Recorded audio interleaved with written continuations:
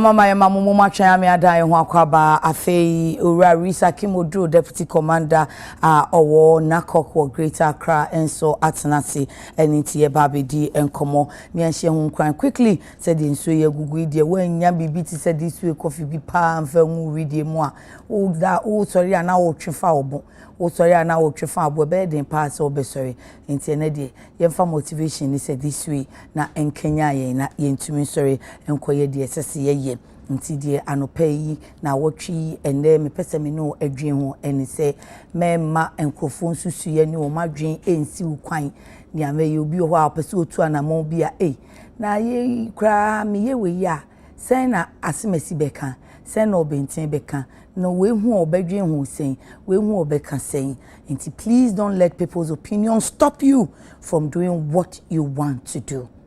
It is that simple. Their opinions don't really matter. For all you know, they don't even wish you well. So if you let their opinion determine what you have to do, you will end up doing nothing. Remember from last week, I've kept telling you that people will always be people. People will always talk. Once it aligns with your principles, once you think it is good for humanity, go ahead, do it. It is that simple. It's myself.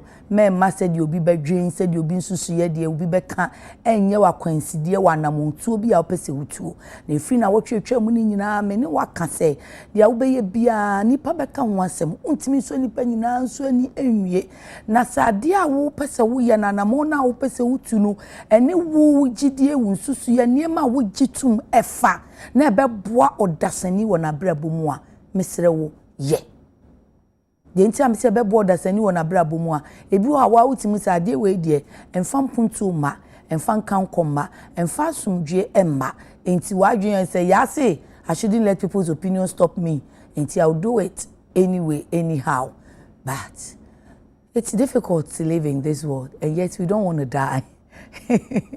And that's the truth. It's very difficult because people are difficult just as you are a person too. You are a human being too. And so whilst you are tolerating others, others are also tolerating you. But it's important that you live your life. And it is good that you fulfill your purpose on this earth. If you think that somebody's opinion is an obstacle to you while you are not achieving that goal, while you are not getting up to go and do what you're supposed to do, I came to tell you today that don't let that opinion stop you. Imagine in the next 3 generations, the person you were thinking of, that, oh, because of this person, I don't want to do this, because what this person will say, I can't do this, I can't do that. And then in the next 3 generations, that person achieved their aim and they are even no more. The person that you are worrying yourself about, you are stressing yourself about, you are so worked up about, they are even no more. Why do you want?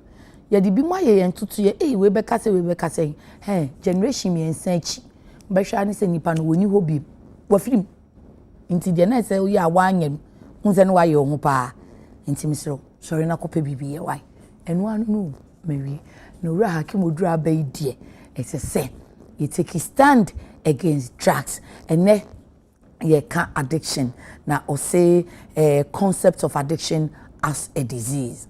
Inti se uto bibi mu ntintiman na untimi nyaye enyaya eche se oyade na nipa so yade say eja good morning. Good morning. Now what is saying adom ne ne de me ho ye pa e de nyame ase ene di ni mu anka ne kra wo sore nke be din se de ho no mu se weda na ye no e solid man na pa.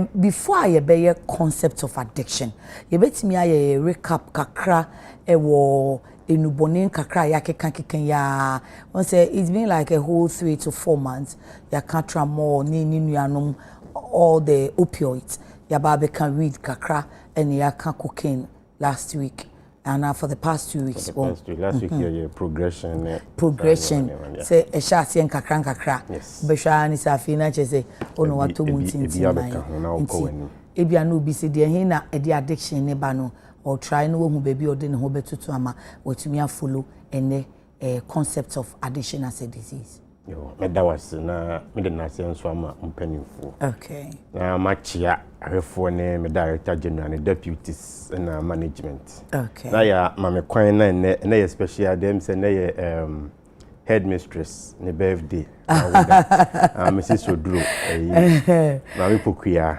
efie nyina headmistress girls ni nyina so headmistress chief of staff ti wanyewa ntumu enye ti me ma na woda pa na masere nkwatenten ahodi o mama na maka chene se onkoso nye de da oye no Mrs. Odro yenso ye da wase mo nyame nhyiraw se wo hwe get na maye na Fridays untu ye fo na me yekoye de pese ye nti ya sani a oka no MC ye tu na mo bi ye hyase hwehwe drugs no kakra substances no ye bo red ye share red na se because atena na trendy o man e ma be hu se red ni opioids opioids ni na depressive na se sedative nti no mo na se wo moda ye be hwe wi nso so e de even though e natural then also one insunsu so ye cocaine ya hwe inhalant na na ka se no mo find the shots household chemicals ne niema enye day to come by aerosols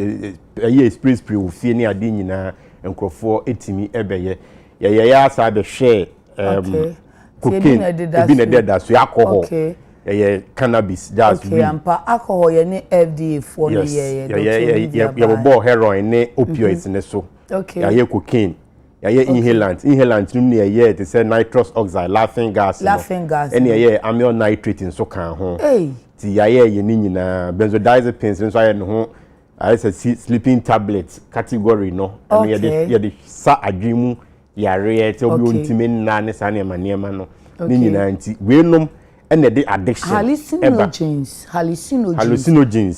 no say you can say niema wono mu a distorted perceptions of reality na ye the we and cannabis na ye an example one say picture we no wachemu it's cannabis na hallucinogens we did that one magic mushrooms you mrebi wo a udi a hallucinate and a feel no oh sir magic mushrooms ayo nyankopon dia na se nipa na adua nyankopon na obo mushrooms nti yenkoso nyete obi be kwa akohwehwe bia na ecstasy so your party drug no eta night clubs name for rave parties no mu jam bebre na na ecstasy no eta wo ase heroin cocaine so methamphetamine they are but no see a drug na cocaine almost cocaine or what ketamine so another stimulant nye cocaine din no another stimulant that's what they can and GHB no ye den GHB no so gamma hydroxy no so another form of chemical and so it could be that there screen is ebi o ha eni ha ebi nche dani Ghana ha methamphetamine so be share no Ghana ha na etwam okay na akọ because Asia for na epepa onepe te bi o ho an sheda nyidi ecstasy say no sheda nye common no Ghana nti ya keka bia ya bobo so anzo synthetic drugs ni ka say lab ones opioids no actual prescription opioids tramadol ne saniema na hanto mo na achichem into various categories but ya bobo so ti ewie ya na e be hwe status user status say that's why you user and I non user e ma na obusa say obi o use prescription drugs and so onu so gina hen say who use no ekwan anye doctor and say use ya o user e ho no that's why you have it one nko budi onu nko ken drugs onu pe no ye nu bone wo so ye nu bone ni bo so wo no bi because your doctor na dey amount na dey wo pe na enum for specific reason be and pleasure be other than so desire and also so your user so bit me categorize one that first timer occasional regular or habitual the one your class so free habitual na is a fee no what be see compulsive use hono na substance uses order no addiction okay then TSC addiction ni mo no I like your recap substance use disorder no eno ye de here substance use disorder no eno ane addiction okay na hwehwemu ana say American Psychiatry Association de ba say ye kan addiction na as a connotu stigma de animtiebuo bi emma nipa no so be refer to be so you addict and as when you addiction and now you junkie e ba sa na e mankofo de sie omo ma for treatment and omo coin ne word to say a disorder because I dream how the other ne no substance use disorder say alcohol the nipa na no mo a obeka say alcohol use disorder. Okay. Say your cocaine, obe friend cocaine use disorder. Okay. Opioid use disorder, marijuana use disorder. Nti ni nyina no ma categorize no ma carbon friends substance use disorders. Okay. By no any addiction no. Nti ye ni twi no ye beka ne sen. Ni twi no ye beka so bia wanom niema na wato mu ntentan. Nti ye de no de wato mu ntentan. Wato mu ntentan. Ya wontimi nyi wo hu mfrim. Okay. Na ye be friend say we are addicted na say. Babofo ne de ye nka so ye addict drug addict. Drug addict was be a person living with substance use disorder. Enu na ya na enyem akrokro so dodo na manipa ne timu aye ne de nti obi o a obetimi atwe ne ho kra wo ya wo se si wo hu se me na enye me pe na wo yesa wo yes stigma tia me no de afaso no de ye ya anya ne sanso a ya enye ye ye ododo na nso so a wo mo anya bi na nam stigma ne so nti no ontime ma out e me pe yare because empempi emre bi atwa mu before 2020 na nka Ghana ha kra no ya chiwo say we use enwe mu bia 5 years in prison minimum minimum nti hwehwemu ni mehu say krofo be na kum nipa nso so nti na wo say ye de ba out say na suicide ye decriminalize suicide say na be ya omo haw no e betimi aba out na ya boa wo nti nye say ya akrokro but ye kwan ya boa ma treatment no die nti ne ye beka say ye disease ada die ne ye ka say we ye yare a nti ye hunu say sa substance use disorder yi eno so abeye yare a ye be kan say okay me that was on say ye kan addiction na say ye kan substance use disorder na ye say I dream how edikan na obi afa aduri ana say be nipa so after wafa nre ye bobo osu yi na de wakodrum pempen so bi atwe ho a enye yi na say ohye bi na hyew say konom ana say compulsive emfa ho ne ohawa edebrew na brofum no o say chronic. Okay. You can't be a chronic, and I say a lifelong. So when you addiction, you kill. I guess will be a when you say HIV. Okay. Would you cool womb? And will be when you diabetes. Would you could be manage a man about barest minimum, dear. But me are going to recovery for over 20 years. But you will not call yourself what treat addiction. Oh, you see, you manage. It's a manageable disease. And you say a chronic, I see. And we also catch say relapsing. Relapsing so just say eko na aba. Nti relapsing is part of treatment. Nti pepi no mo say okofia ya say oh ya onka be afini achi ni kura nsa no no mbida na watwi ya na wasa akotomu a won mo yente ase mpo. Na anu ya ne maami free mu na wasa ase ni free mu ne ho ya. Na ya punipa no. But relapsing no a part of treatment. Nti ya wo lapse ne say bia nipa no konom ba akopɛ na ojaye na wasan ba but relapsing was akotom kra na say was akɔ back to so nipa die wajai eniji aba yes I think agyaji wo mo abayo bi video na wo social media dem ko fa ni free thinker I think one gentleman be or social media influencer to ko fa de ne ko rehab e ma girl dem say friend say a big girl ne ho to no e ma abrante mistake we sa de ne ko thinker na ne kwa ye se ode ne ho kwa kire wo mo se wa ba ne ho ato no cheche ne ma no san few months ago na ko fa ne ne mo ye mediane dada enti the concept of disease no the case disease ye mfa ne se unipadua na se honama kwa ne ba bi atechema na how abem okay na before say because be a disease no so say wo signs and symptoms that is ade ne senchani bi na be daadi. Okay. I think your causing organism and I say theology they are causing how no eba. Okay. Into say heavy to say be a diabetes diabetes say body no ntimi regulate sugar. There's a pancreas no and they are affecting organ. Na science ni bi ne say nipa no Johnson tentem ne so timete. Na symptoms no yemfa ne say omu asesu come de no as why fatigue. Okay. The addiction so to sanya ye addiction causing agent no drugs here bobo so say ye cocaine nsa red and na causing organism na factor no na ye ba no organ no so a adwen no into the reward path and as a reward circuit of the brain no adrenaline system nucleus of the brain ho na ekọ chichire no so reward path we because say bia den dey ne say ene na ma ye te ede say bia social interaction obi din komo wa hu obi a open na sem udidi uhesini bi utie nwum na beka se da reward path no ho nso na onu maduro na ekọ chichire Etina amount a search and as increase dopamine nervous system no. Intina adrenal record. Ti de bia na kai wo say kokofa ade na ma wo sa energy no. Ti without a drone unya energy ni biem. That is what the reward path and as reward circuit no eye. Inti wonu mu mu bi na addiction be ma e ko kekere sa ade no na change how it functions. Inti senka ebia diabetes and hypertension be kan obi akoma no.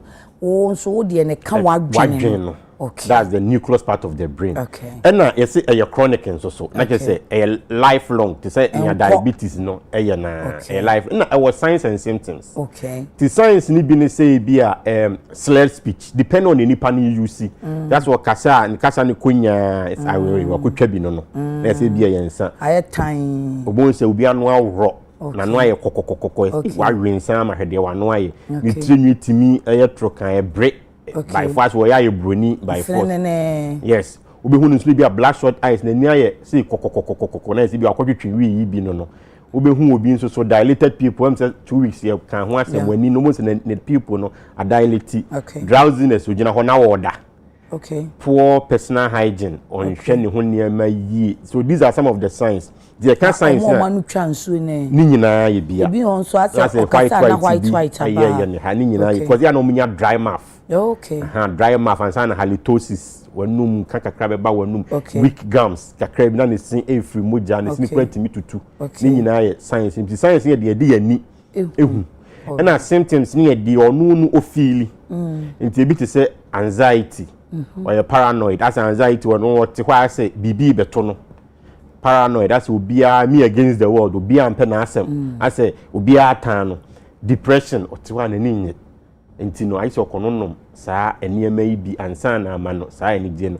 This year the addiction no etoto saa eniyema yi ne to obi sensan ni na kyese it me friend no say a disease because it will causing agent affect an organ in the body a chronic signs and symptoms. Until you get addiction, a disease. Until a purely medical and now send you for so okay, say your addiction, a when you become a biopsychosocial condition. Eh boy. The biopsychosocial condition, if you say biological factors, kakra. Okay. Say it be a no one genes in it be a many papa and num you, by an cancer. It is a jeans, na jeans ni tracy cancer aben omo nom tawa na bonto no so tumi bia ni nyina ye substances as say bia unfortunately bia call family history no mu a bia ye dege ko be 5 generations before you were born e bia na ona na bi ennom nie mayi mu bi ye necessarily bia cocaine but e bia nsa until already na no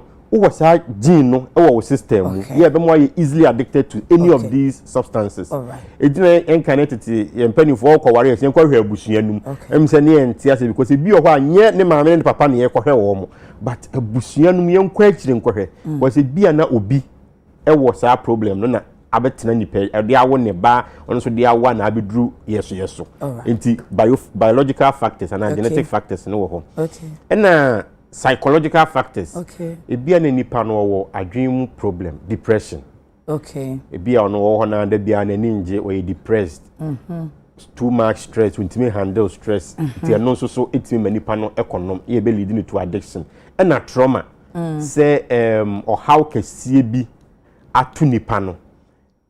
Yemfa ne say obi a or witnesses say bi o ye ku ne maame. Okay. And I ye ku ne papa and I comfort ba ni fi number 2 ne maame mo na ni nua ba bi mo na all these things omo mo take conflict zones say bia Ghana ye fan say bia ti say bia boko yes yakwashi village we yakutwa obi yakukun we yakoyesi enkra no mo ho ni nyina no some of them will be traumatized in the course of managing that trauma no obetimi ayusu saa enuro yi mu bia e de aye na before you realize because of as a coping mechanism for that trauma no na odienya eme yomoko awosu yesi efe bi PTSD post traumatic stress disorder oba en onyem ye na tete de ne fam bi abema no kra anye ebro bi okowo ye ne bi kra ye twa no CS no anesthesia no we off to a sharp pain they are traumatizing no and our body and the body no aye na enko back ni nyina timi anko for resort to drugs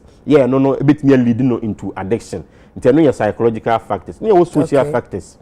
Social factors, poverty, unemployment, broken marriages, domestic violence. Okay. Saa nneɛma nyinaa so nti saa nneɛma mmiɛnsa na ebetumi ana se ekabom letimi lead obi into addiction. And also make us a poverty na no kyese esikafo entimi enye bi. Because obi oni say oh yeah say yeah for yare there bi. Esikafo ni nso pay bebre no neglect.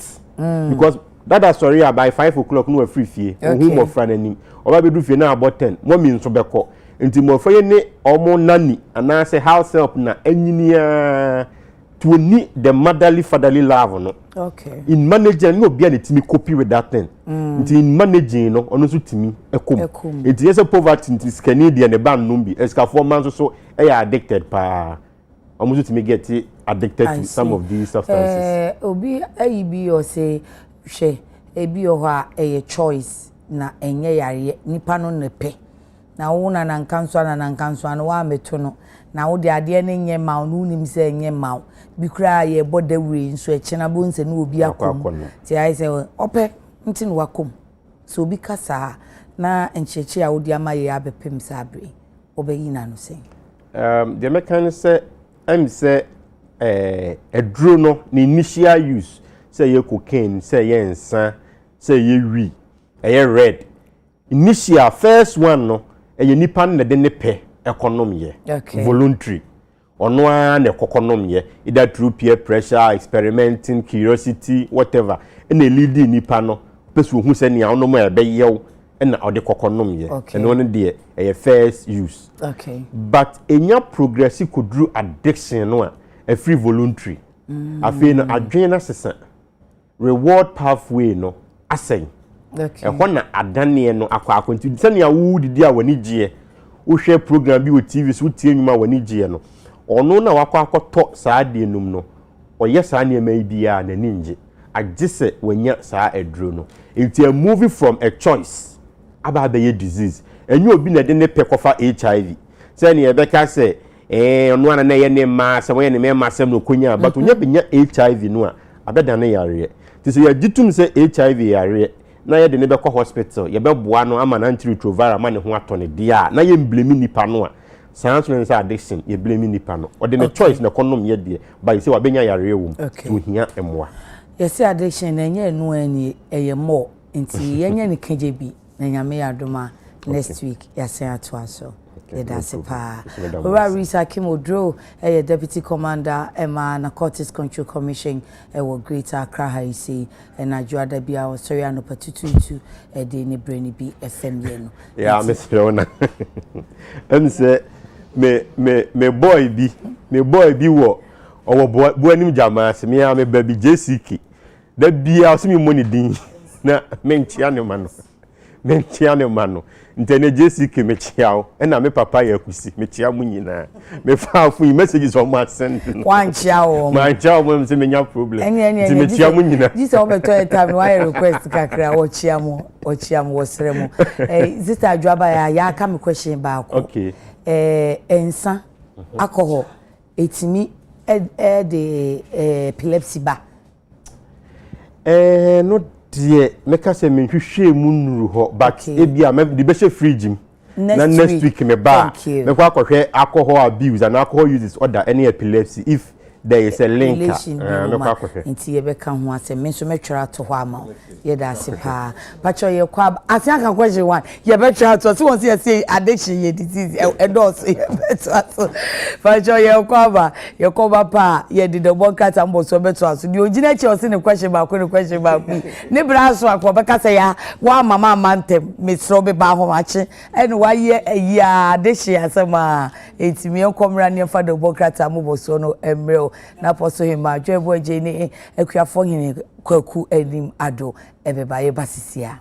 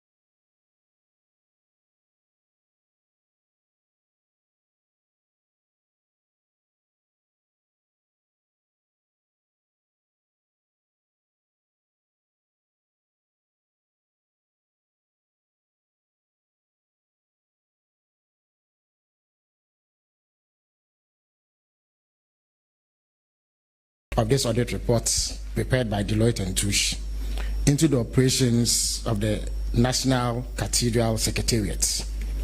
The report, which was commissioned by the National Cathedral Secretariat, covered the period between 31st December 2021 and 31st December 2023. I must stress that another report dated 31st December 2020 has also come to our attention. Now, these reports reveal a disturbing pattern of financial irregularities, procurement breaches, unsupported expenditures, and a general lack of due process.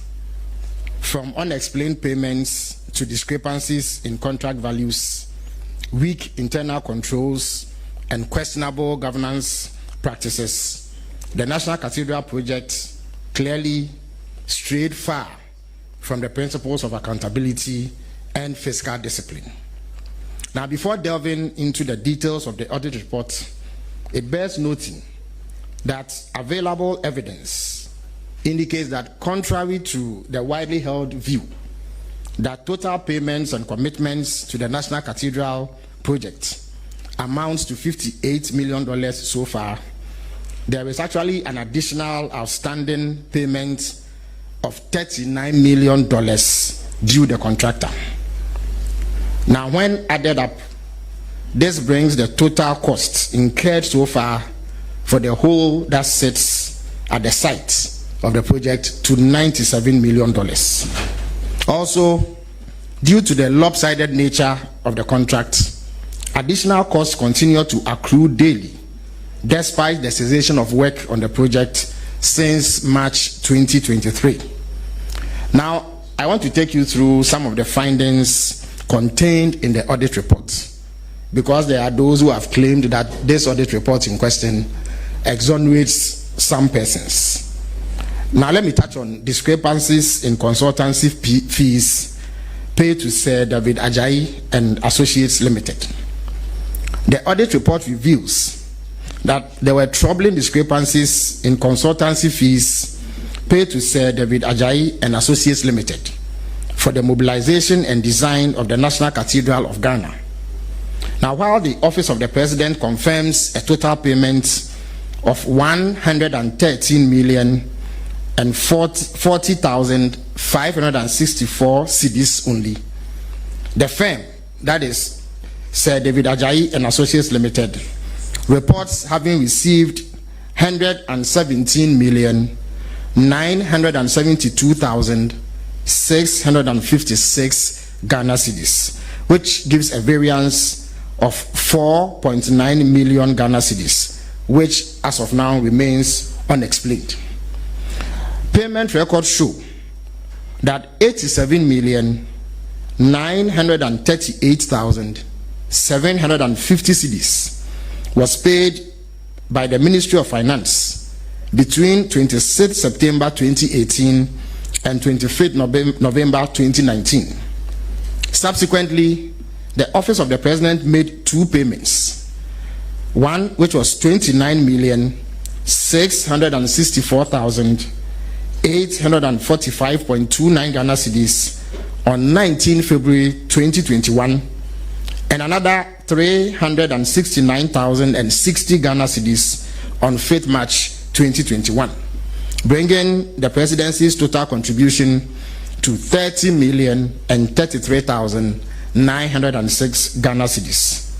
Combined, these payments amount to 117,972,000. And our strength has always been in building a united party. We have been the party that has over the years built the broadest coalition of citizens, not just to win, but to govern. We have been the party that has over the years offered hope to the largest diversity of our peoples. Under our tent, it has not mattered where you come from, whether you are Sefi, Fanti, Ewe, Ashanti, Gadangme, Krobo, Dagomba, Wala, Dagati, Konkumba, Frafra, or Mamprusi. It has not mattered what religion you practice, whether you are a Christian, a Muslim, or a traditional African religious practitioner. It has not mattered whether you are rich or poor, or whether you are formally educated or... Why do we wear the blue, red, and white colors of this party with pride? It is because we believe. We believe in development, in freedom. We believe in responsibilities. We believe in enterprise. We believe in the future of Ghana. Ghana needs us. The youth are watching us. The farmers are watching us. The traders are watching us. Let us fight as one body with one identified vision and ambition to make sure that this abysmal performance from the NDC government, Ghanaians are looking for alternatives. And Ghanaians want to come back to MPP. Ghanaians know that our government offers the better solutions to their problems. But at the end of the day, they want to vote for an opposition party that is ready for power. And therefore, actions, inactions that seeks to divide us, that bring acrimony, that bring... We want to take this opportunity to wish you well as you gather to reset your party in a manner as to play your role as a responsible opposition party. The country Ghana is going through a reset process. It is very important that we as political parties reset our ideas, policies, and programs. That is why we are happy that the biggest opposition party in our country is doing exactly that, to reset and play their role with constructive criticism to support the nation builder John Mahama to rebuild the Ghana we all want. Ghana cannot... NDC Azankwa Basha Musherenina Azankwa Galamse Azankwa Yaba Ebate Petro so Azankwa Omobaye Azankwa Boko Amon Country President Mahama say Obaye Azan Onkwa Atro ene adada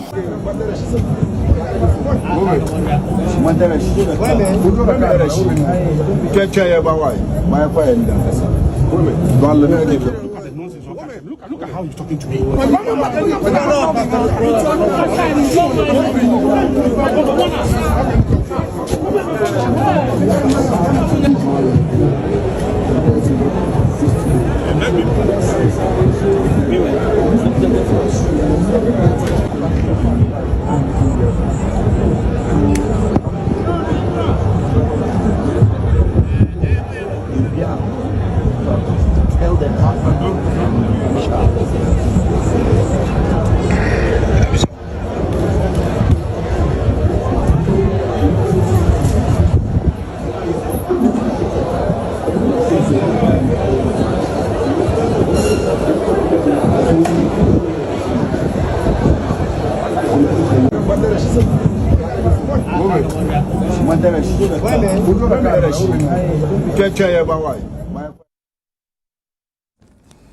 Mama dey see over the weekend e bo bi Adekye Nsroma no sabi adwa ne kwaku atenase enenti omo bebo de bo krata ne so amaye mama chin abusuafo ya enna na mo hote se Kristo atom ye ho ye bibia boko bibia boko maba ne so na onso adom de nyame ase nso me nyame ase nti maba ne so de ya ba no so de ne ye besom ye besom tie ne ye ne ti mesom aka se enko Christ ye enko se mia mahu se ne washa ase a usum mafidie na me mafidie ni nyime o ya na de beko adwa o se e Ghana po na obasom mo o se de bi cross by force by force se me so amko na me som mo eti ni etu esa Ene me se mo nsomo ati.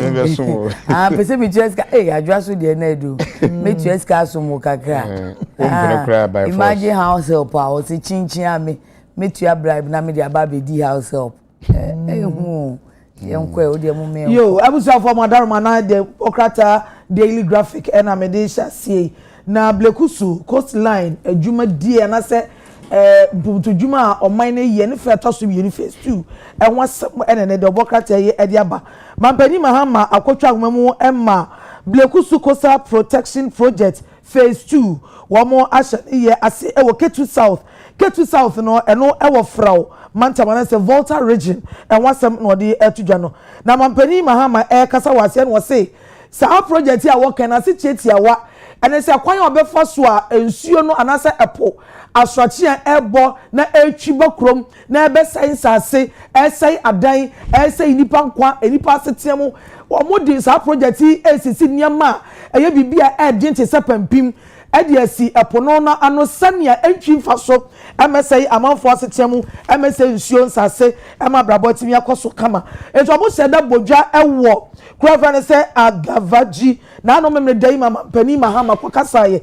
ekotwa agoma sania sampum tudwane ne fe to so mienu be hyase ewo no kasaye a ode asemi atudwa na ne kasem no mampani mahama ekase wei enne chese aban no odwe omanfo no hom emfa ho ni abusuakro emfa ho ne kasa moka emfa ho ne mantam mo wo mu se ye oman Ghana sa asesu no mo no ehia ma se aban bo ban na waboa won ma asetiemu etimi edi ejie eti watu no boase acheche kwan a wo befa so asi pampim dia bo amanfo ho ban se ne epo asroche emetwi mfa won so emescience ase emesai adan enipa betimi edi dwuma adwadie bekoso sahwe dwuma bekoso na yedie ene mpuntu ebekoso we Daily Graphic Daily Guide Katafe Toso miensa anano memenda MPP amanyokuo no ekohia mu ewo Legona go pramaso nyina enese delegate conference no ekoso a Moses adwen etotoa enioma sedebe ya amanyokuo no ebeko akonanim na akonwa afiri omunsa se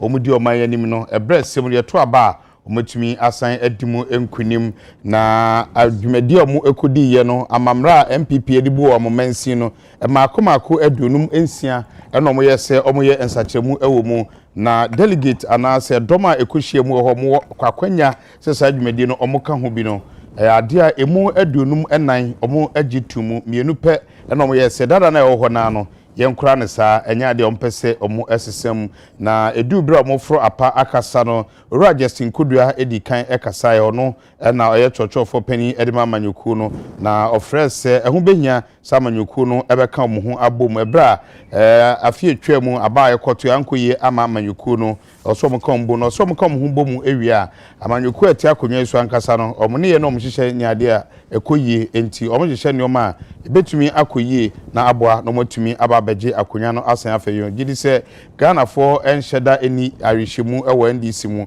enti omo tutu omo no meyi no omo ka mo ho boma ade a mbetumi aba beje akonwa no ebiem sanso na owura afenyo marking okwa na hyebedwom osanyene ono na eye dom kuma no odaoma no ewo mrahye sanso na efutu mrahye winiba for mrahye eno no okasa no eno ose wohwe de ekoso ene ade a ade a nipa hwe ase ha otumi esori biom na oye mfatum bi edekọ oman India mu se okọ oman India mu a na nsen India mampani a oba oman Ghana mura modi ochese na hyase na neoma enkoyie nanso ohyase etoto neoma efiase epeja na manyoku ebesi wo ma enei atumi akoyie su ebi dubri bi kura no odan nani kire America memu no na amanfo anyini ntum ebodo tutuo ni ade nanso na nsen G20 ekohia ya na amaya hodo a omatumi aka akomanim ekohia ya no na odimu tintima okasa wase ni nyina ene se nipa hwe ase a na enye na wie no no enti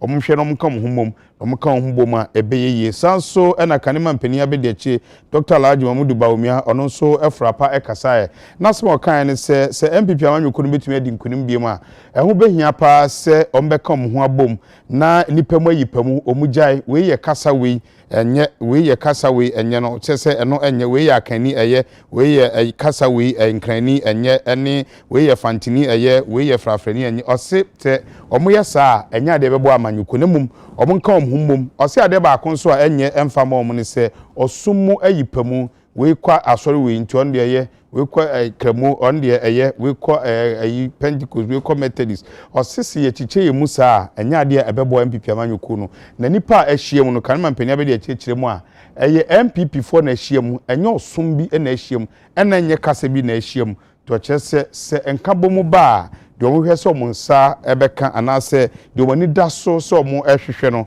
omo nsa betumi aka na 2028 omo kwoto abanso a eyade a edi nkunimdie ebeba wei eye nhyiema MPP amanyuko no ekoye ne kasa hodo a edom no ekasa na bi ena medican aboso amamo wei delegate kratafa etoso miensa we abusia madaro manama summit waso ewo daily graphic mu na odi abetudwa wasi amrado na se mayor ya owo London ewo nyire maimonidi edi Sadiq Khan ena odi atudwa se owo gidie mapa se ayonkofa kase betimi abeto enkrankro dua no ene London mansi no omo entem ewo mpuntuo mu ayonkofa emu odi ade yedie ebebre omo nyina wasi London ene yakra kabom efa yonko peti pampe na odi djuma edi sawoso a ebetimi apoa ama enyema biti se adwadie ensahwe no mu nyina atimi anyampuntuo ewa afanu no nyina ekire se wose bre bi atwamu no enyema nkoyie ewa sa enkura kese mienu ye entem na okotititi bre mu ade woka no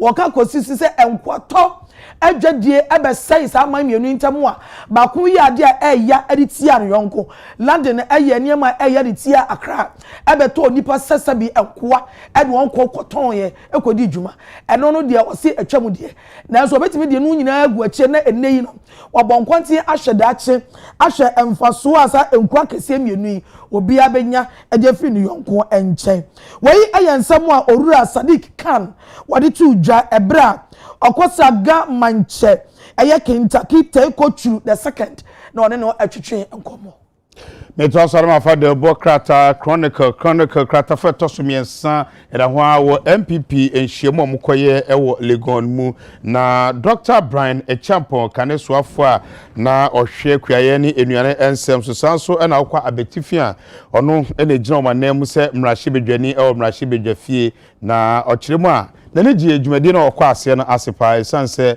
osi odu dwumadi no ase no hwe sere na ye boje ne so a osi na ne gie ho pa osi kan pa ene mmabunu no ene eboje ne so pa na pon ya okasa na osi odu dwumadi na ase se de amanfo eboje ne so no mo friend Brian osi arehyiemu mu pa se daache se okogina wa na adwen so obegina ne ato ababa na watu franka ma MPP no osi de omo yeye no amma no anya arehyi wanya hoden se okokọ nanim a yedie bi edanim daache osinkanka pa ene test conform me kire yesu apomu fo a omuka MPP amanyuku no osi wohwe mo hu omu pa so omu de na omu ta na chi pa na enye omu nko a delegate ba nyina dodo na osi opie ho no sire omu si osiyo ni omu boje no so no Robert Champon se amana ni gie na eno hu hia se MPP amanyuku no eka hu bom na abato bre no eso a owogidie pa se ombeto abama nyame ya adoma afie be wurembo so ma edikan na wiye no osu owogidie se nkunimni de ade etwen ne sanse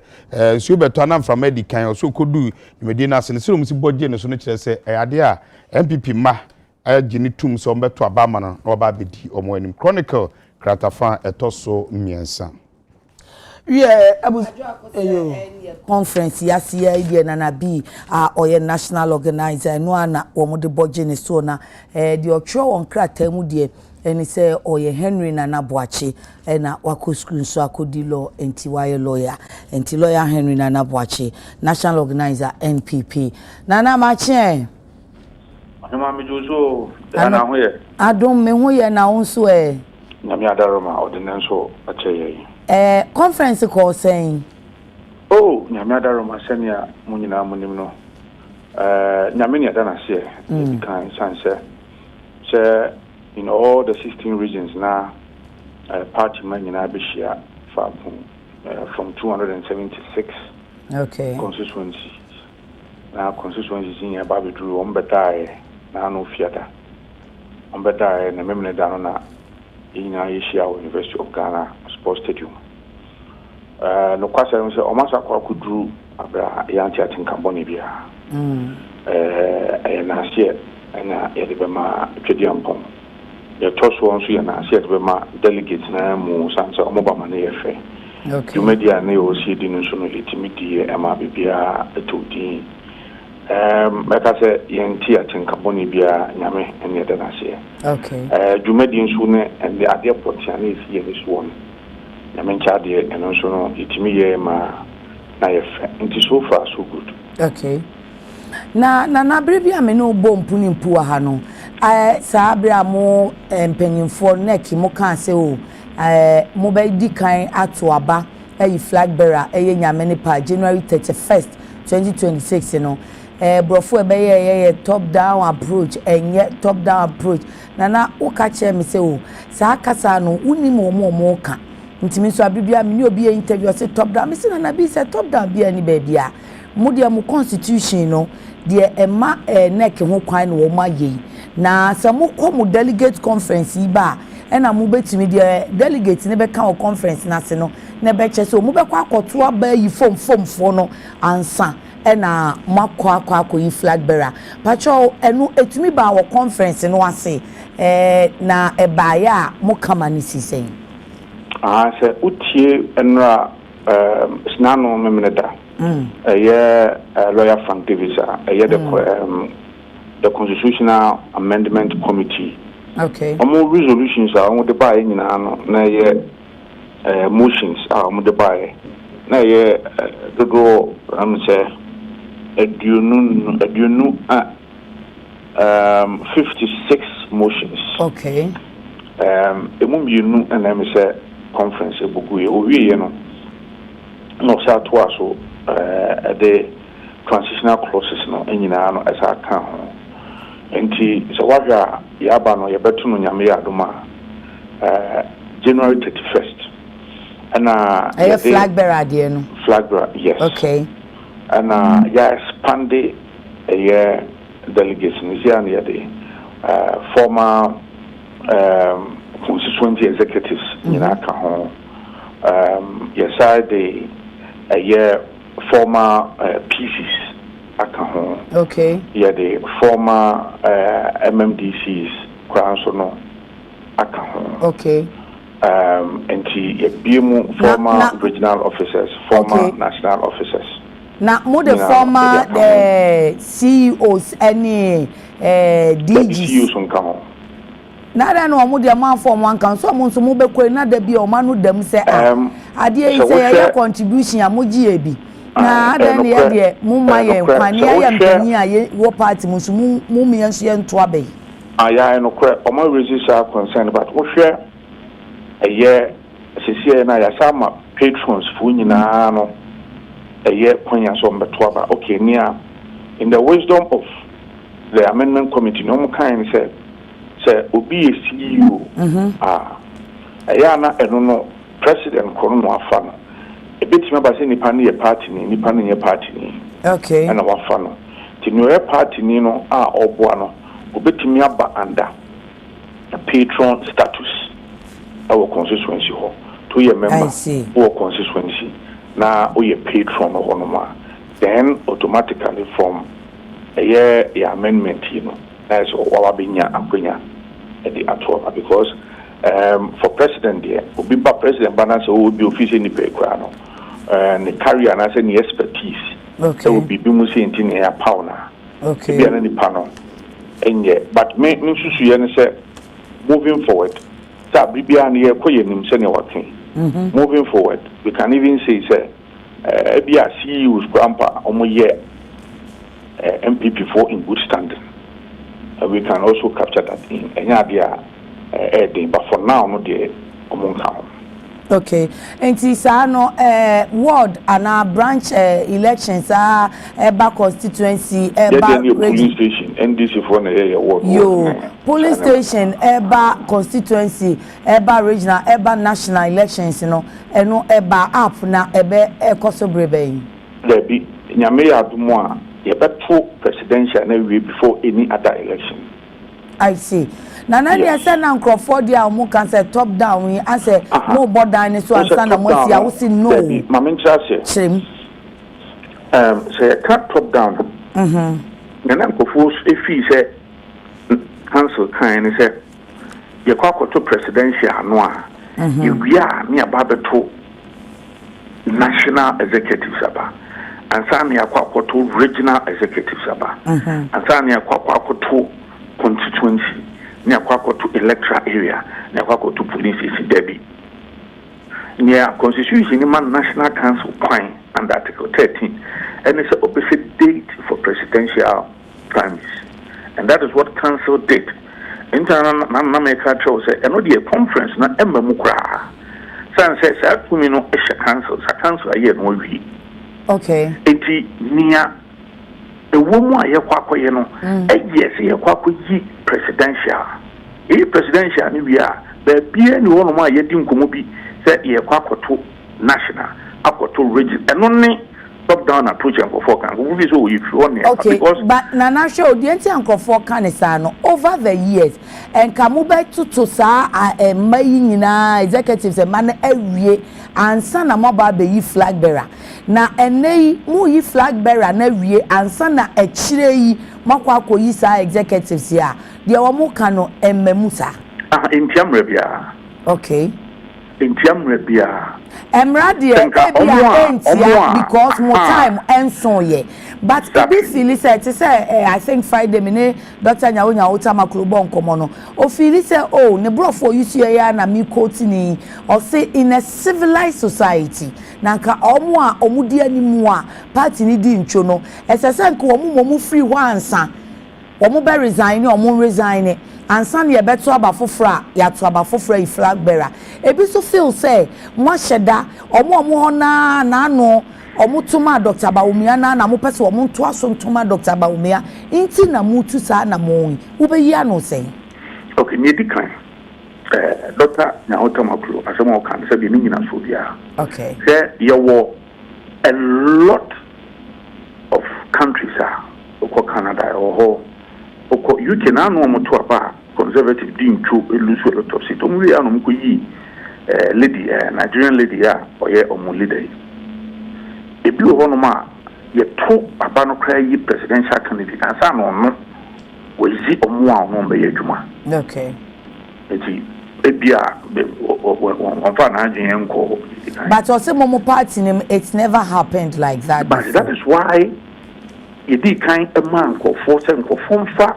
ye ma Professor Michael Gray committee by and your ma Frank Davis committee by Frank Davis committee report on the bread and said massively a lot of people over 1 million go for fee said look choka did there what party munya look young two presidential we you 2 years ye anymore nothing name bejo so okay. We are working on the recommendation from the Frank Davis committee you know makase no there council to me because the framers of the constitution we say we say betimi aba I don't know what the article 13 say article 13 a stand alone election okay council to me say on betimi aba okay near to so me no enye de biara da look na no a Ghana for to aba overwhelmingly at the ma MPP 2016 be mu benya is overwhelming majority in parliament 169 omo mo to aba no do na no sa to aba na no ye yo eso na make say omo say omani anje enti make say you kuta 88 na mebo enti nya no kwet da say oh na no a ekoto aba no asomati etoma obenten die ne ya asomati na sa beto mo obenten I see we should not disrespect the intelligence of Ghanaians. Okay. Because nobody ever thought the Biametaka Sasemwe. So, oh, the way I end this supposed to be in Copa, Ghana for to chow, and they omit me as a papier as I've been a Ghana for a several to a banana. Good one, as I to about. Okay. So, it's our point in the for me. It is neither here nor there. The most important thing for me, you won't hear me. And they say, yeah, you on the party for now. We will create an even and a fair playing field for everybody. See, if the mad and prepare you about, it will be fine, waiting, you have to about. Okay.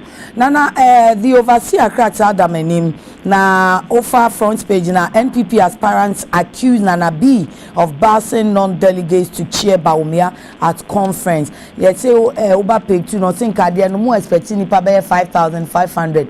We are see no nipa ne bro be 10,000. Na wonum che say wo national organizer Nana Boache popularly known as Nana B, una wo base safo no ede wo mo ebaye me call online portals na ye say honorable Kennedy Japan team ne say as a mu ye stage endorsement bi so wo conference na say to as it were in favor Dr. Mahmoud Bawumia. Ohema team ye pao. Meet you. University of Ghana Sports Stadium home.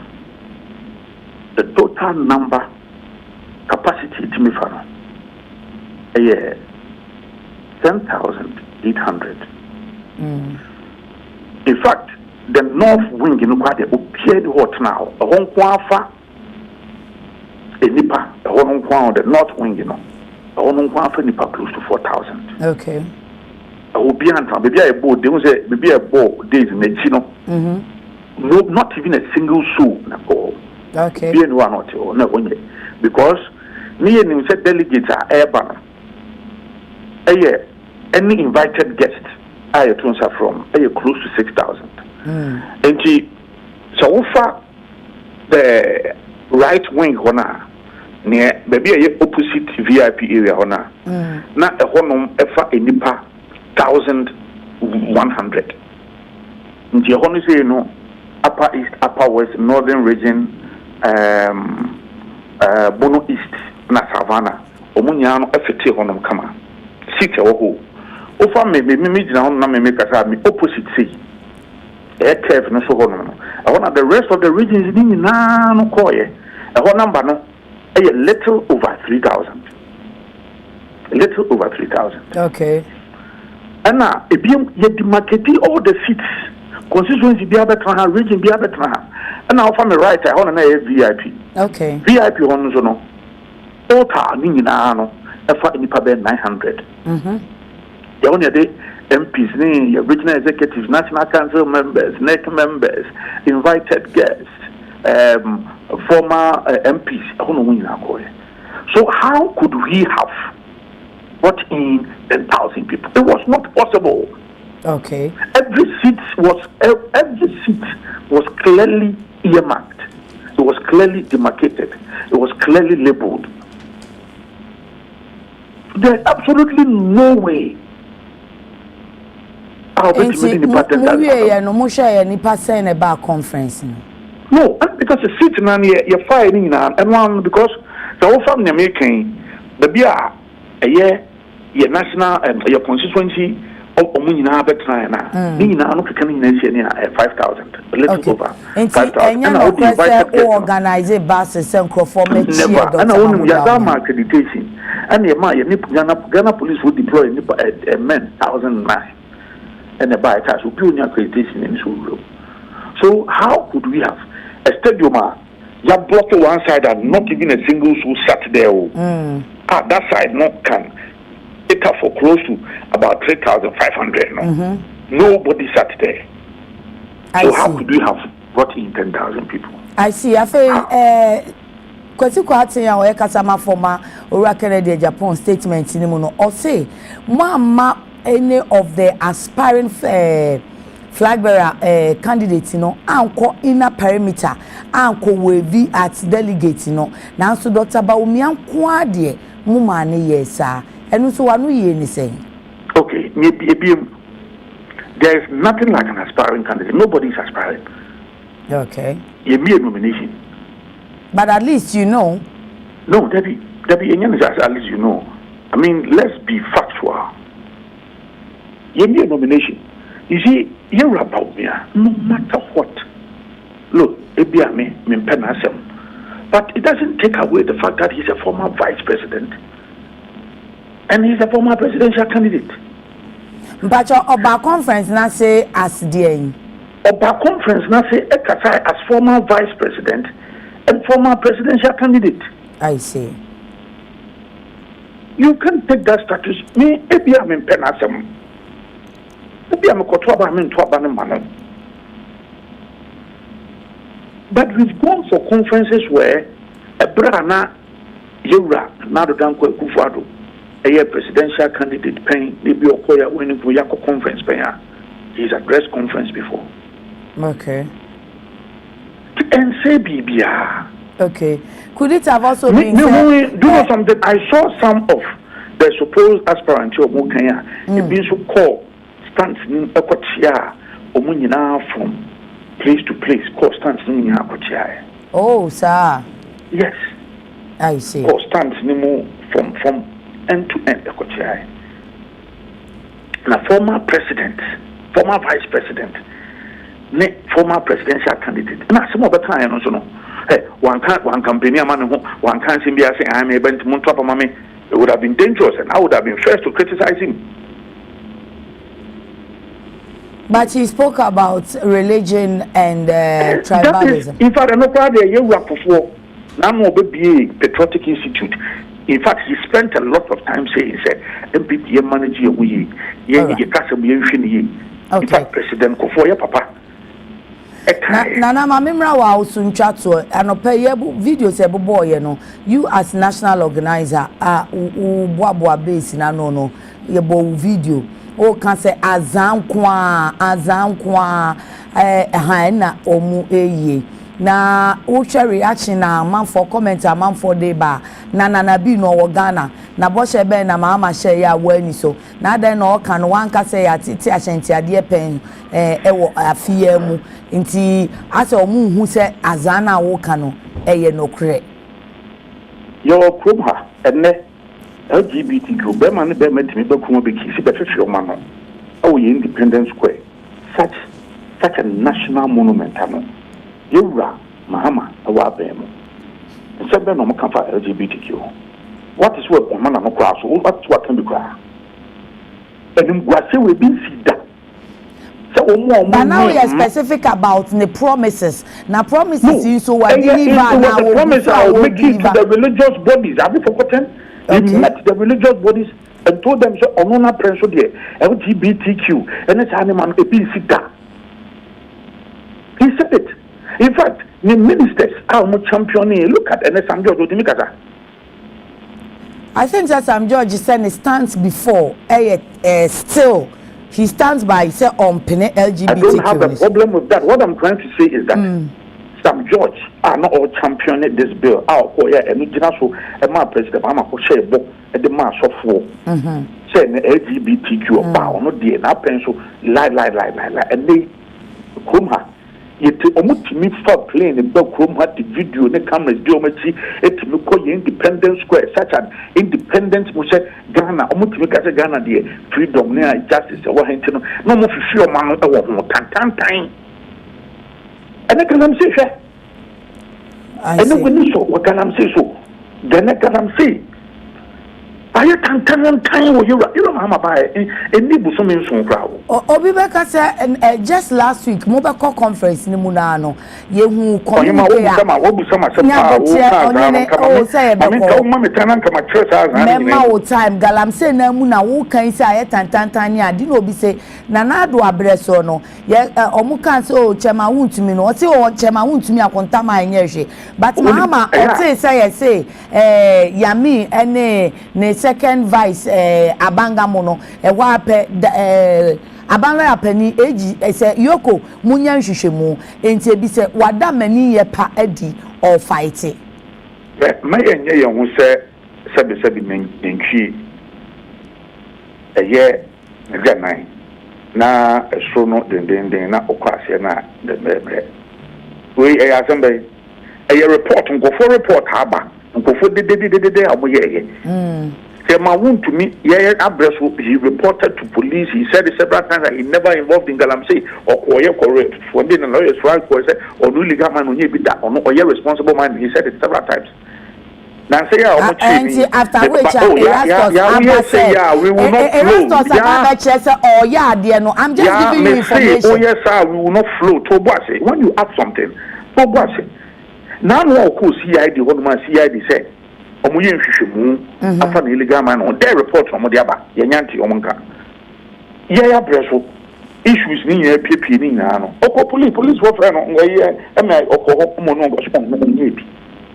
So if a report na PP na report na abo munya ya mi ho so nya hwe but yes you nhwehwemu okay that's fine. Any abangamo so mo so munya hwe de nhwehwemu that's okay. It's a report. That is not what we are talking about. We are talking about the fact that the TUC say that I'm saying that Jinsam. We are talking about the fact that the national security for and the bank of former by me Galamsey. I don't want to say this war. You see, I am a Bamu, see there be no. And I'm saying, irrespective of the SEC and also a Babonteno, and no, they also me and Shawana. That been cancer, me who be such a moon of such a moon to media. So we remove what by report to CID from the Tuja. You're training. Eke cover bear busumi miru. Investigation so that is why I'm trying to say I don't have a problem. But I'm talking about what is happening now and what happened then now in soon every okay. I'm a kind of TUC for a worse off. Okay. I didn't say it.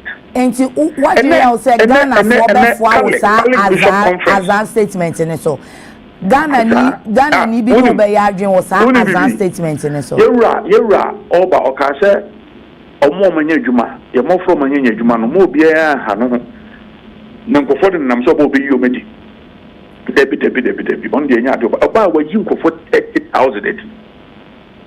30,000 and wo yo medi na nya za okay nya za video bi so na mo ye hu se oni emrantie bi as some form of altercation media metie ye no as wo kofre obi krache ne se o ye ne kasaba now see won say the way on the kasaba the fact of the matter is that we had to maintain law and order. Okay, the inner perimeter you have hu say emrantie na be go. So I was just telling them, but sometimes before twisting them I said look if I had here movie away from here. So I was just telling them that it's not any exchanges here. I was just telling them that look, let's keep law and order. The place is not supposed to be. No, mo ye hwan mo mbe ye den o. No, a party for. Okay. Meaning some a party for, but were they supposed to be at the inner perimeter? Yeah, no, that is what I'm saying. That is why I was telling them, so no, they have to move. They were not supposed to be there. Okay. But as I now said, your Mukasa, when you are near home. Nana, Naka, which Muka cry, if it's a sound, many who hear me part of the conference, sometimes some of these hitches will come in here and there, and maintaining law and order when you have over 5,000 or even 6,000 people meeting party for euphoria there. No? We've managed it all this while. This is not even an issue. There be one now be so kwa say the na be one so arrogant, one so arrogant. In maintaining law and order, I'm not even concerned about even that. We had a very successful program, and sometimes if you are not strict, if you are not bold in these things, you end up messing up the entire event. So as for that, I don't have a now party for no omubu say we are national organizer. Oh, why not? As a man, okay. Me bisa. Oh, as a man, okay. Me bisa. Oh, madam, as a man, okay. But Busa is in there, you know, there. Video need to know me bisa sana. Oh, yeah. Nah. As a man, okay, it's very not necessary. No, I'm not saying. I am asking. No. I am asking. Let's leave it. It's very unnecessary. We have to maintain law and order and go for. I mean, this question is most unfortunate. Can we proceed? Nana, you will see it on social media. Thank you. Medawa Seno Bre. Okay. Henry Nana Boache, a friend Nana B, wono and the national organizer Emma NPP Amanyo Kono. Na that's why I was so near the Bessianco conference, ase na others almost could be no so any statement to my issue with Chino.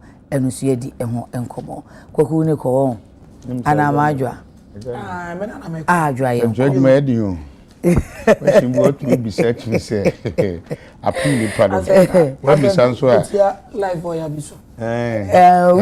Which I no so na wo so you ani ta me de minti ahwe so. The fan ya kokra baka say example mon.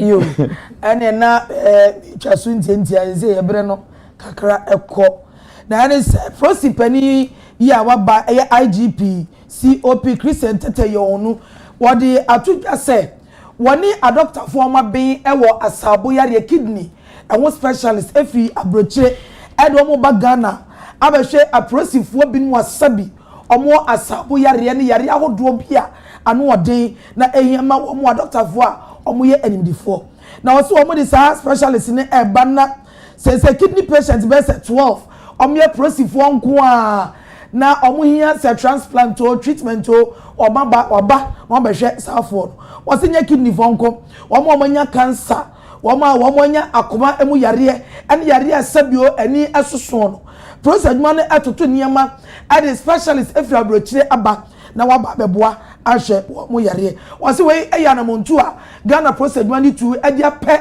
yedie ene bembo ama wo mo ankasa adwuma efo Mafa Delbocrata the custodian na krata fetos minu na mijnai na aha na eye MPP amanyuko delegate conference yemu ensembi na mafa na minority leader edin sembi etudwa se ehu behia se amanyuko MPP ma a omo hoyi ene oso obi ehu ne ho se onso nchen amanyuko no ose oso obi a edwene se obeya ade a ebeboa party no since obeye se na me ose me no ema party ni enko nanim obi enu wo so chen party no ti obi anye na adwen se oya ade a obehye party ni emra ase ose ene na ebema aboa na party no atumi akonanim ose ebiem nipa ni bi wo ho a omoye pesemi nkuminya so nde odwen ne nko ano ho onwe party no ose se ba ne sa enye ade a ebetumi akoyie se de medi kan na asem se ode Andra modi ensem ebeye mfato no kan ose ehunya se MPP ma titru eno wo mo petumi se frankatufo no omudi obuo mapa ebema ekuo ne ma ose omoye ne saa eno ene ma omakomanim ne mom koye omadwen se omodwe omho so ose eye saa enya de a party no ebekọ nanim ose omodwene se omusan besiesi party no fufuro biem na tumi akonanim ose omodwene se omudi ebuo ebema party no also mudwene se party no ewo mudie bi omukura mu ani kwanse omugyato ose eba ne saade a ebetumi aboa pa na ne kasa mu no se omunyina adwenye baako se MPP amanyuko no ewo se konanim bie mu dia eni kwanse also obidwen se obi ya chimni obi ya santini obi ya nkrani obi ya hauzani obi ya konkombani obi ya nanumbani ose se saadwene bo obitim se me ye kasa wenti mesu chen we a enya dia ebekoso nti ose osrese omo madwen so mutu franka no bia nko efom ho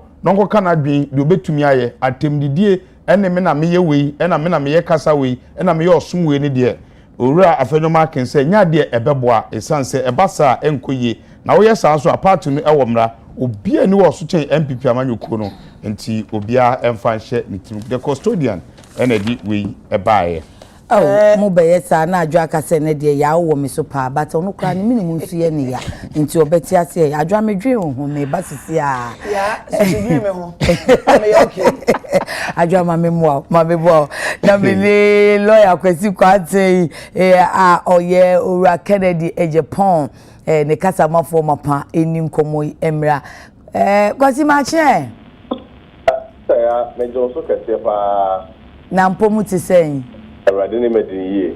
The radiasi. Adekye nti yesi form. Okay. Onko ye no na ha adwen but I was yesi honorable Kennedy Japan team no manu demu amobobna you are crying foul adeya omu ye stage endorsement of Dr. Bawumia but yenso aye hwe no ye hu bibia sa dia na mu hu ya ye hu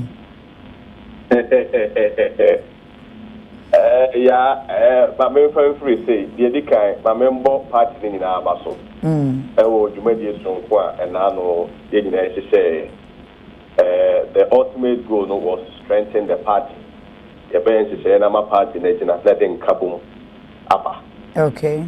Because Yanka Moma 2028 a bed the Hawaii. Now share branding, security, the Koyana, Mobidia Post Mopapa program. Okay. Sebio, your boy about sometimes, you know, after a successful event like this, and also, you also don't overlook the feedback that is free from where they ever. And that feedback, and then going forward, you know, about how to have improved events next time. So, yes, I say, and so, the APO. I was in Chawano, say, I didn't is successful, dear. Abonuma Batamebo, Namebo, switch abonumano, in Tianka, move to me overlooking. Oh, yeah, I want to make a banner. So soon, say about Batamo de Abriviano, and once and by a nature, said the Bay and also Kobungu Nam no home and Nam and say. Then your phones also. I mean, it's just a good feedback for all of us. Okay. Now, you can be improved. Sepia Brew, we share a quiet fast so a year and a kind of come. Okay. But with regards to feedback, now most of the delegates were dissatisfied with, you know, had to do with say, one most to say about how your former vice president, Akwenya, Emma, or far through the whole stadium, church, we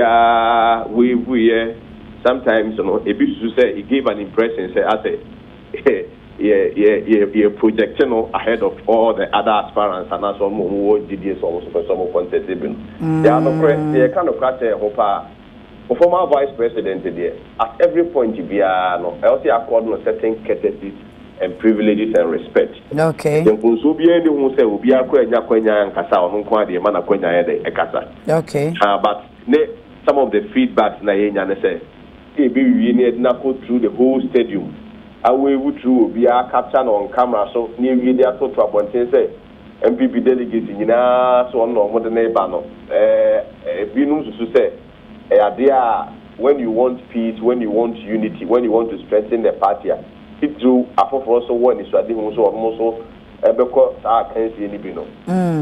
Maybe in going forward and it's something that we can avoid. It doesn't help for the unity and the strength na nyina per se. Yes, I'm a party near the Edru, a Quenendino. Okay. I was in Pacho, other Obi Kai or what say delegates Nina say Dr. Baumiano Modeneba. Oh, yeah, sir. Osha videos about any idea, Sebio, what the way media Jumayate, and you understand the political language. Sebia Kebaba Bako walk around. No, I will be a general secretary program code. So, a chama, I think I'm a cool. And I want to say, even the whole party leadership of Krana, a Koya, can say, oh, any party leadership of Kra, a Koaku will watch you be an Indian penny that will be a him. But when he becomes fair, Bako Fonquan, a man of Kra, to say you any part song, the Boa, na you will competition so the Nimino, when the Pavia, one more, the intention may not be wrong. People may have it or understand it in a different context. They may have the following where they ever back. Ultimately, when you need everybody along back, on the catch say, that's a from the one you have projected one person ahead of all of us in just a view. So, okay, some of these things I was in Pacho, penny for no mobile, no. Said the Ayesha Dr. Baumia or Park, you saw now old channel wing, Obia, yes, Abia now, no penny, yes, sir. Oh, yeah, so in a perimeter, Hodia, on quite any time some man, Aquena, a wrap or yes, not even the general secretary. No, okay. And in a man in Pebina, that agenda. Okay. It looks like, say, I say, and you see, who say, yeah, one more Casano. It's not just out of a vacuum. Who had the last prime minister, Koya, the position of the national leadership was very clear. You had regional chairman, you had the whole national leadership, almost the whole party structure openly campaigning for him. And Sebastiana today, no more expect to say, mostly preach unity, fairness, no. Ma, we are expected to say, the neutral arbiters, the neutral referees, no who say, Muna Mudi party, the new Abibia, and Modi, and she say, idea, and Munana. Already, you know, the push train has been said, Pia Mukudi Bapo Forty. The Abibia, when you get opportunity, you get opportunity to let people have trust and confidence in their way, the oil. Okay. Adia your back for any money by in a perimeter. the no rounds. Yeah, one I am one people in Yumana Mekram round on one side. We will. So, okay. I mean, it's a good, and then the bonus. But if people are raising such concerns, if delegates are raising such concerns, it's an opportunity for us to learn. So, of course, and net ni padotona and they are happy. So, you maybe no, in Yakwenya, Sebio, Yanka say, Vice President, former Vice President, the man, the privileges and the courtesy and respect he deserves. But for Makasa, or Casa, we and what Chia, what do be a wager podium or dance screens or what we will fair effect. But the Kobasa, you had no call rounds, you do be near we will be Pijanesa near the camera capture. It doesn't help anybody. It doesn't help. Okay. Kwasi na unya maye no na be national organizer meaning ne di kan di nkomo ti me hu statement no ti me point ho no kakra kire no say you know ya na unya no bi nso ebonyi no say oh Dr. Bawumia no say ti say de wa wakai or your former vice president and na or sign a former presidential candidate na ebribi na na do kra ye presidential candidate you know sa na omo no nti no from so be any ho. Yeah, residents there. They have always existed for everything. Yeah, over to my friend say, "Kwesi me fra on fa." But yeah, my busy. Yeah, over na me bo TV game. That's my reason. Aye. Na say busy why ni nyina ye game na o boy. TV game na me. Okay. What you say? Residents have always existed for everything. Okay. But ye ni me ho.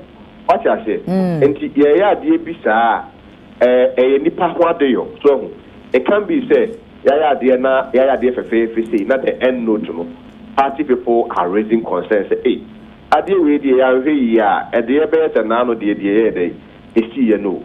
And I make us say nobody is doing their part. Hey, Papa, Kwama party.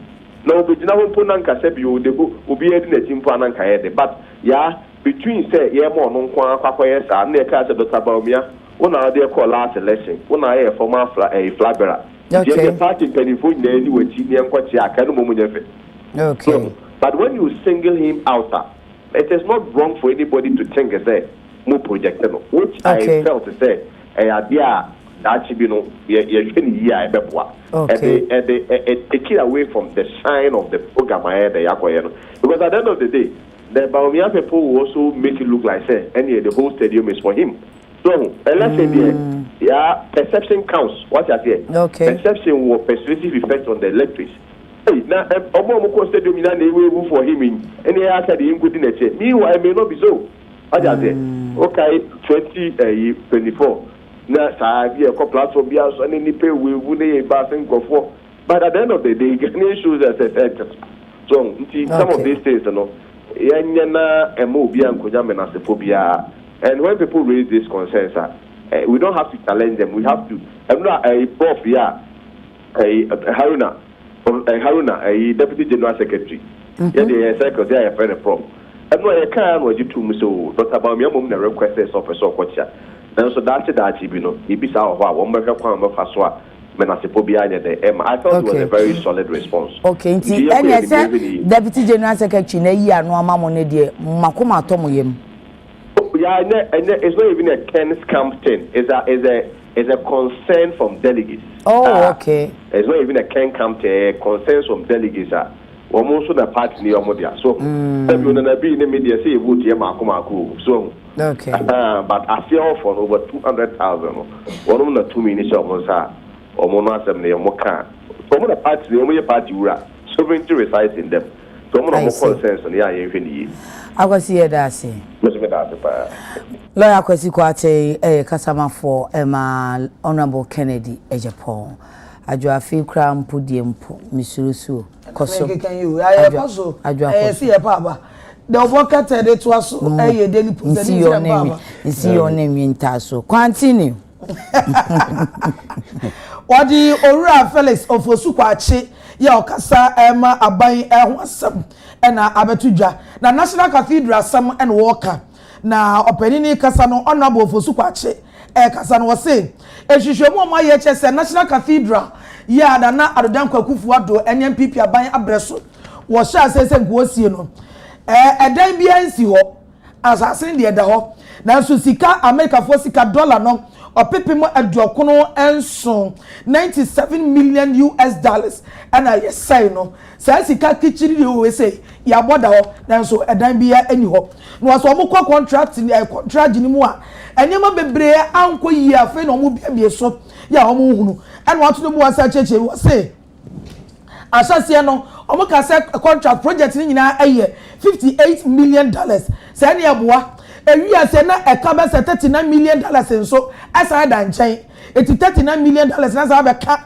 dada no ho ama say cost ni $97 million ya nso edan bia ensi ho wasi ebi eti say adwuma kwa bi Nehemia group wasi sika yetua ma no na the contract ye de ma no ewu ye renew contract no anso yesa tua sika no ede ma no wasi nya no ko obi yeti beji obi besia na yasa akotua besia enso agreement bi amma wo ma ntron krata bi anto ho chese wo hwe niam ekoso e wo National Cathedral project ni mu a wasi sabi emu oya papa we eye ensam a owura ofosu kwachi Felix ye aban kasamafo wono e na ode atudwa Adwa say ameti ya report no I think say over the weekend me anso no ma busy kakranti me nya kwan yan redeem na no pay prince de ma me ya me si okay ne me take glance me first page no a be hwebro form de ato ho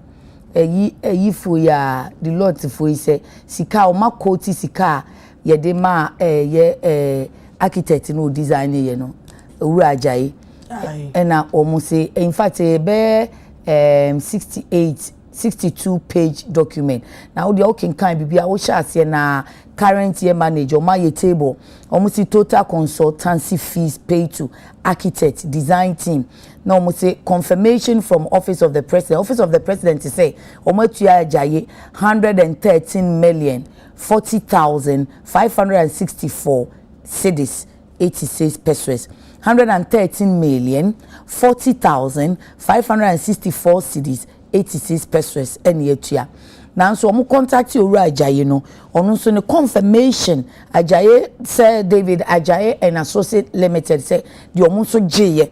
117,972,656 enti do lot for say difference wo me 4,932,091 cedis 14 pesos enti omo implication the omo can it makes it difficult to confirm which of the amount is accurate.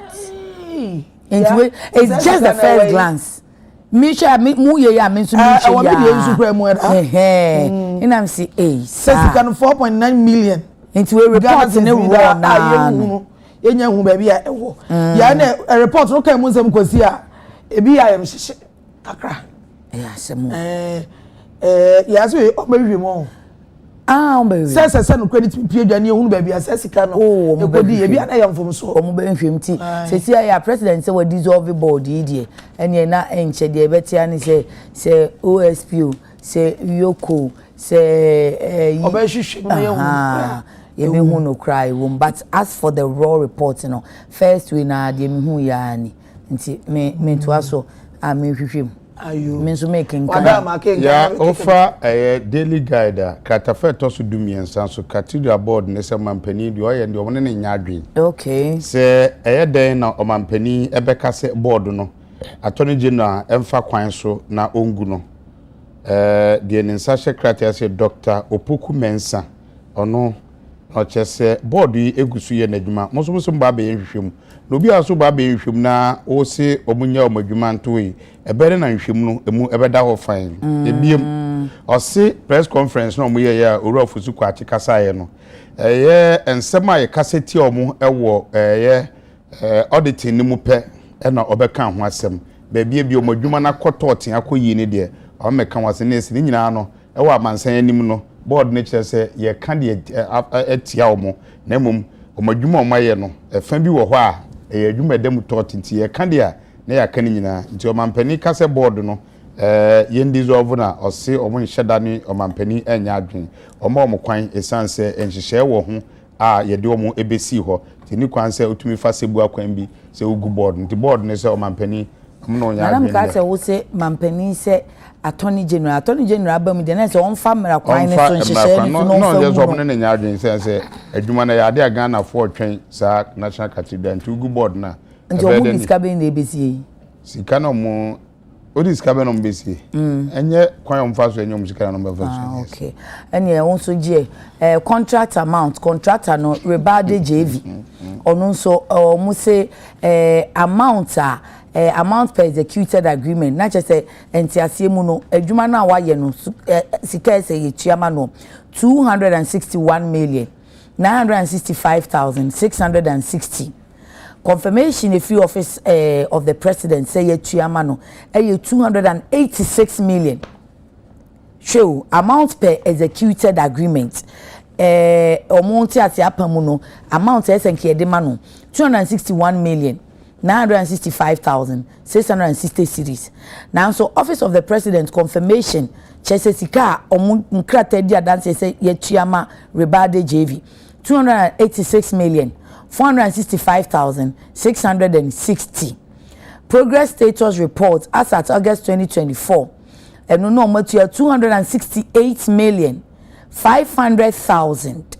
And no say you know omuhu eno so making it difficult be say sika ya yetuama contractor de he na eye accurate de he na demo if say mampani atena say yetua bebru 286 million ni akire enka executed agreement no so say yetua 261 million na we share progress report as at 2024 August so a yetua 268 million nti amount for new omobrofo which is which sika we make which is which we am say ya ye beko nanka mo amasere kwan ya ne ye besere kwan ansa ne ye beko no ye beka kakra ansa ne akọ kwan de ye besere wo de munya misa yenko so de ya ye nye bone ya na rape assembly won ma me bebre o me hu me twam ya na edoso dodo and baako bi am hu ye we daily post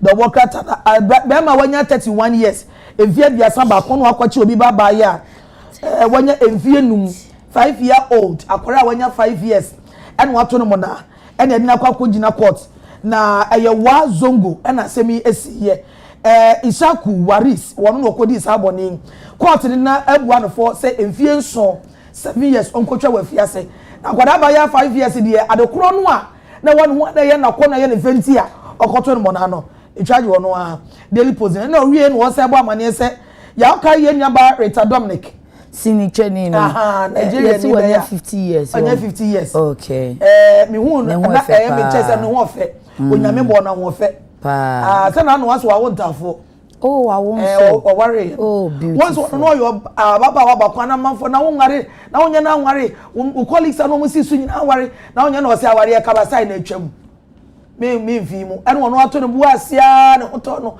onya be 45 years say asa no worry nyame adom wa che ne ba onya entafo onya 50 years obi be komuntem obi so nkomuntem obi yankone ne nyina obi a na unia baba ko Jennifer Lopez ya wato nyumi Jelo yi sister in the movie pa me de kai no ye made in Manhattan pa na me pesa movie ni pa jamenu ani abrofo movie a me te ase no mani je odo ne ho ane wo mu eyi wo mu ni pa onu so ye menua wo any dollars wo me fie any dollars wo fie unia Jelo and wo ko ye performance wo ba bi okay and one be say Jennifer Lopez was me aware de me ngare bi ebo aware na ayeti said draw agibinum anyibinum to be antimi mfa aware en hade bio o si me ware de di kan antentam de atoso mienu antentam de atoso miensa antete aware de sune me Jennifer Lopez me ngare bio da ene metwempena awu eti ho asama na de wokata daily post e de abetu edwa wo si wo je okasa wo si 1997 aware ya aware ngu 1998 just aware nya 1 year ene gu ye wo wie no san be wa foforo eye Chris Jude 2001 edi 2003 ena ware ngu je ndi okọ na 2 years ena ware no so anya yi Animo was rich. Or you are worry Mark Anthony 2004 and also so Antenta 2014 or somebody worry 2014 and also so I know quite one anyone for and so I worry no Antentam. Was somebody worry you say ma warrior I am one year I am a 1 year ya Nina I worry you be a general will be all worry a year or once worry a year.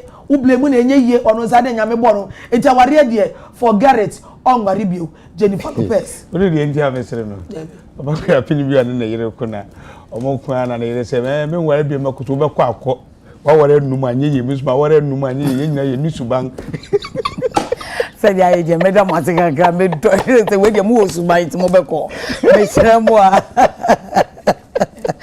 Ajwa for suba mpadi adanse ma me wati na de osuban na kwade adanse kwade nyame amma ai era de da wase yen se se na ga bi wo wan ke betumi akeka se na ntu my nka ene se na newspaper ba ko watch ya cha me pese de bia ye politics nko a o ya na yire kitiri ya me pese de social issues bi so am nyama sre kakra fam to bia na me de pomodin sam kakra ba na chese ma ene so mo che nya obeyi abema bedo obebi wonu oni bema ye oni se ne ye pe bema bema bi watu wonu nse wura na sika na pia na watwe umi wa no kra mi sika ne nya always a means ya so say ajo pacho ye be friend is aduro magani for je bi na wuye ya na anti aduro magani ye das